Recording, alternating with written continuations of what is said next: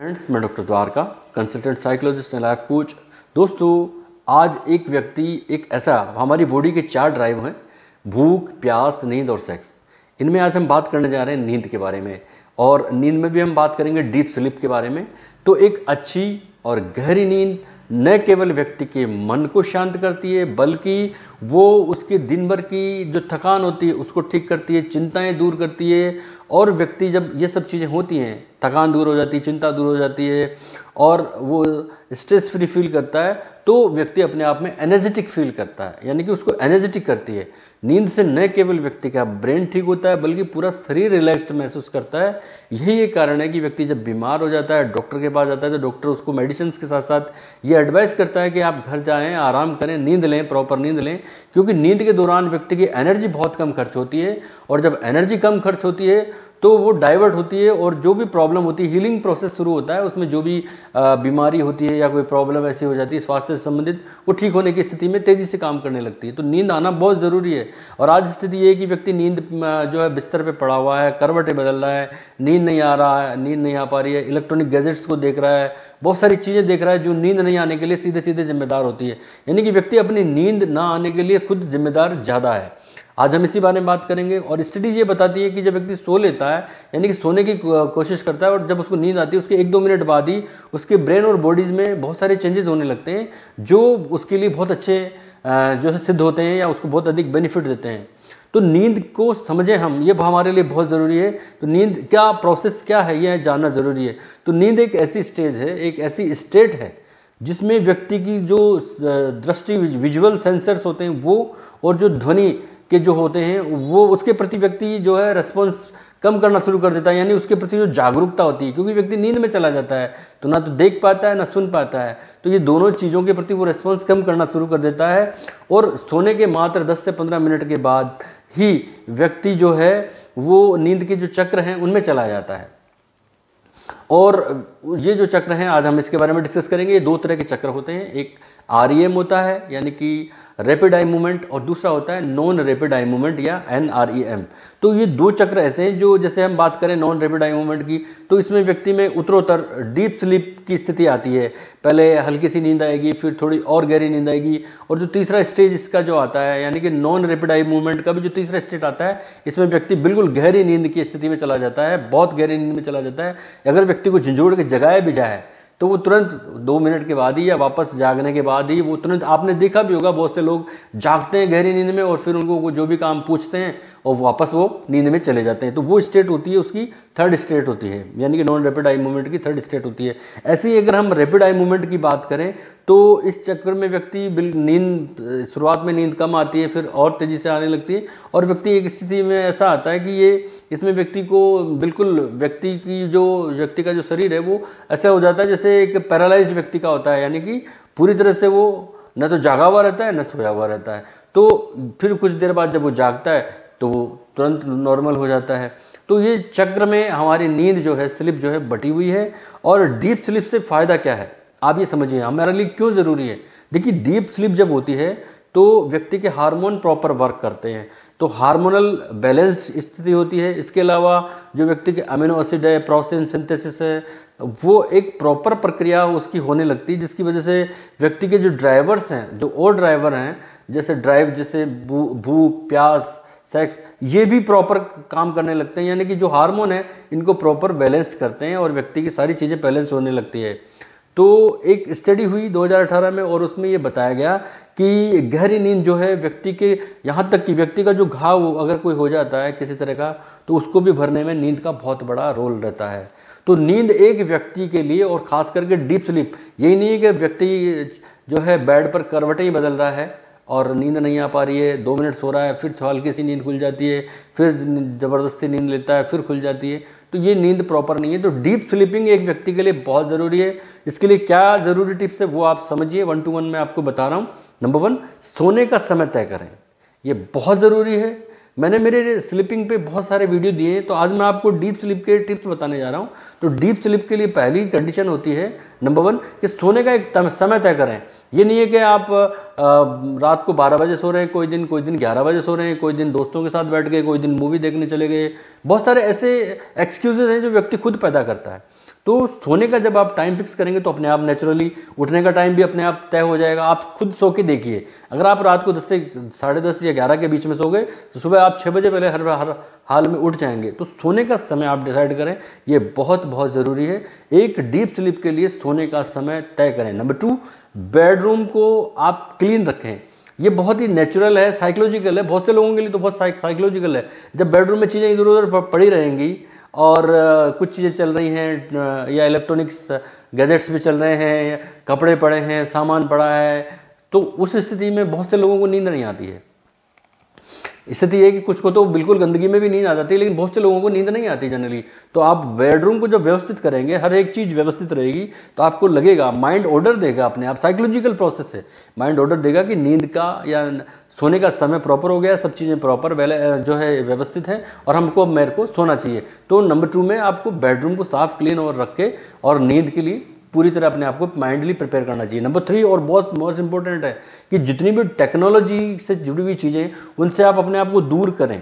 सोने के 2 या 3 घंटे पहले अपने आप को दूर कर लें। ये बहुत ही साइकोलॉजिकल है और बायोलॉजिकल है, टेक्निकल चीज़ें हैं ये। क्योंकि जब आप अपने आप को सोने के 2-3 घंटे पहले आप अपने आप को टीवी, मोबाइल और ये जो इलेक्ट्रॉनिक गैजेट्स हैं इनसे आप दूर कर लेंगे, तो इनके जो लॉसेस हैं उनसे भी आप अपने आप को बचा पाएंगे। इनके लॉसेस अलग अलग तरह के हैं।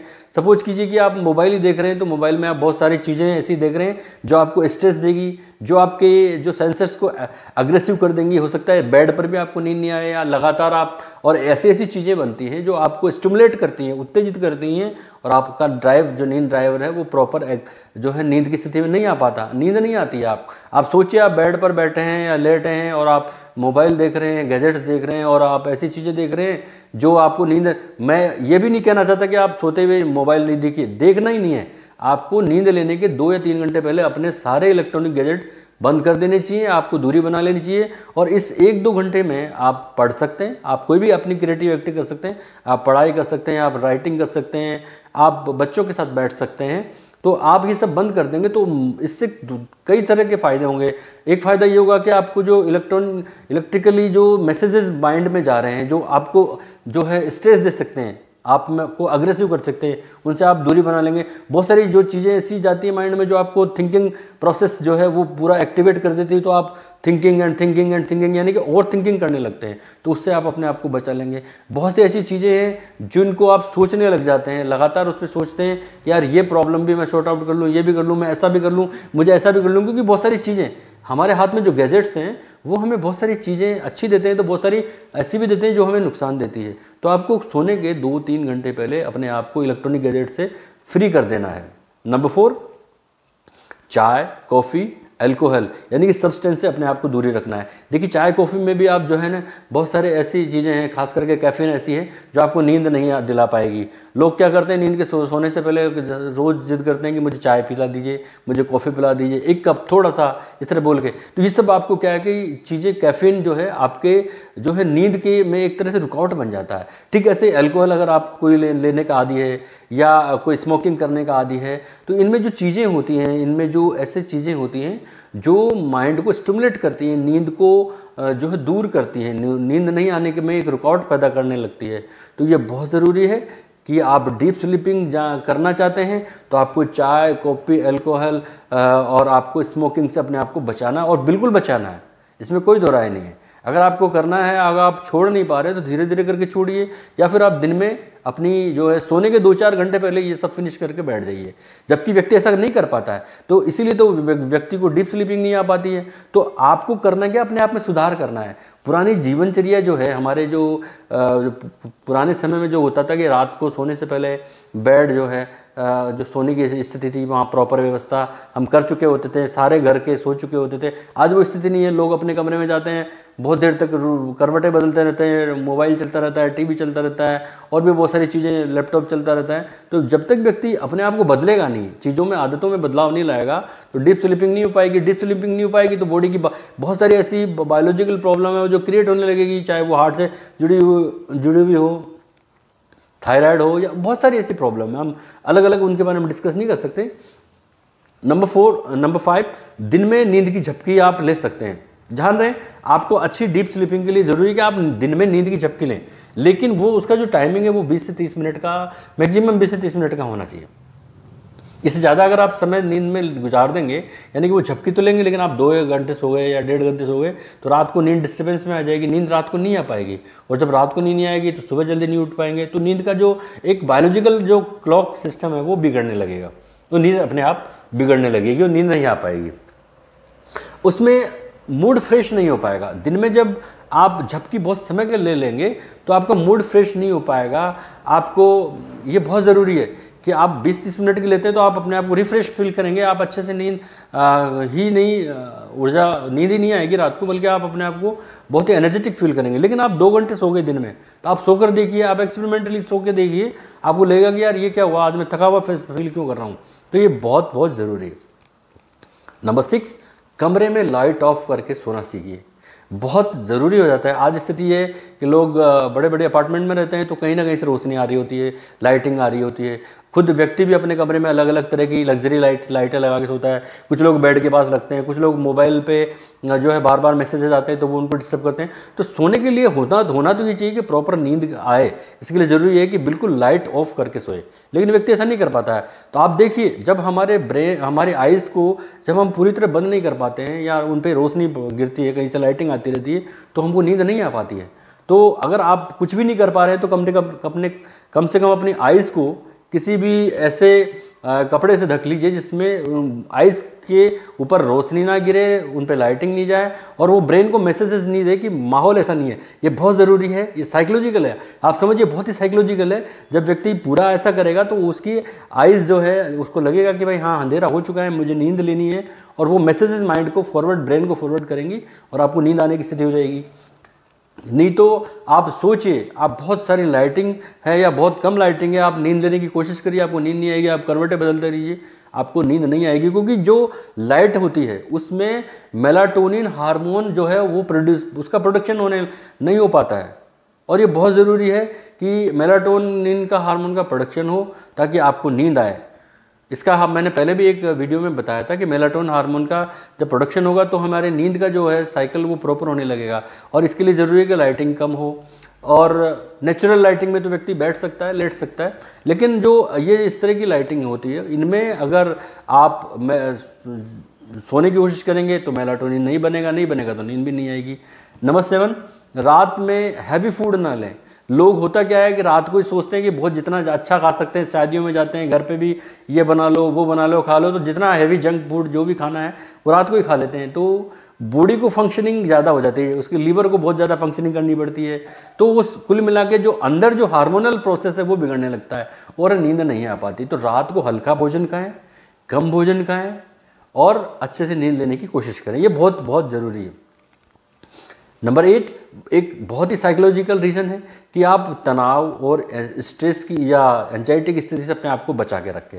अगर किसी से आपकी नाराज़गी है, किसी से आपका सुबह दिन भर में किसी से गुस्सा हो गए, नाराज़ हो गए, आपने डांट दिया या किसी को आपने डांट दिया या किसी ने आपको डांट दिया, तो आप सॉरी कह सकते हैं, इसमें कोई बुराई नहीं है। आप सॉरी कह सकते हैं ताकि नींद आपको प्रॉपर आए, आपकी डीप स्लीपिंग प्रॉपर पूरी हो, आपको नींद की दवा नहीं लेनी पड़े, आपको किसी डॉक्टर से ना मिलनी पड़े, आपको करवटें नहीं बदलनी पड़े।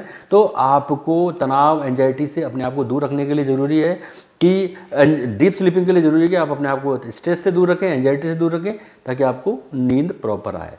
नंबर 9, यूरिनरी प्रॉब्लम जिन लोगों को भी है, यानी कि जिनको बार बार वॉशरूम जाना पड़ता है, बार बार यूरिन जो है की प्रॉब्लम है, तो ऐसे लोगों को ये ज़रूरी हो जाता है कि या तो एक तो उनकी मेडिसिन तो प्रॉपर उनको लेनी होती है ताकि उनकी ये प्रॉब्लम स्टेबल रहे या ठीक होने लगे, एंड उनको ये भी ज़रूरी है कि रात को सोते समय वो कम से कम जो है पानी का यूज़ करें सोने के टाइम। ऐसा नहीं कि पूरी लोग, कई बार ऐसा होता है कि बहुत से लोगों को आदत हो जाती है कि ज़्यादा पानी पी के सोते हैं, जितनी बार उठेंगे, जितना ज़्यादा पानी पिएंगे उतनी बार उनको उठना पड़ेगा, वॉशरूम जाना पड़ेगा, और नींद में प्रॉब्लम आएगी, नींद में डिस्टर्बेंस आएंगे, नींद के पूरे साइकिल नहीं हो पाएंगे, ना ही वो नॉन रैपिड आई मूवमेंट की स्टेज में जा पाएगा या गहरी नींद में जा पाएगा, तो ये स्थितियाँ बिगड़ेंगी।